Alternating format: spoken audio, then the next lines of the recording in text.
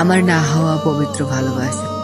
তুমি আমায় এমন একটা সময় ছেড়ে দিয়ে চলে গেছো যে সময় মেন্টালিটি ভাবে তোমার সাপোর্ট আমার ভীষণ ভাবে প্রয়োজন ছিল। ফ্যামিলি প্রলাপ আর তোমার সাথে বিচ্ছেদ হুট করে, কেন জানি না ঠিক আমি মেনে নিতে পারি নাই। তোমাকে পাইনি তাই বলেছে তোমাকে খারাপ বলবো, এমন মানুষ আমি নই। তোমার রেখে দেওয়া স্মৃতিগুলো না হয় নিজের কাছে যত্ন করে রেখে দিলাম।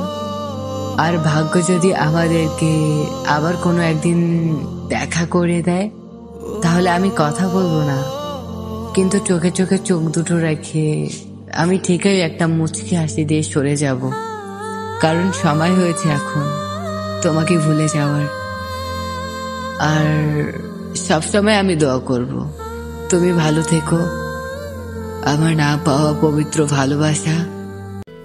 ওয়েট গাইস, আমাদের চ্যানেলটি সাবস্ক্রাইব করে পাশে থাকা বেল বাটনে প্রেস করে অল নোটিফিকেশন অপশনটি অন করে দিন।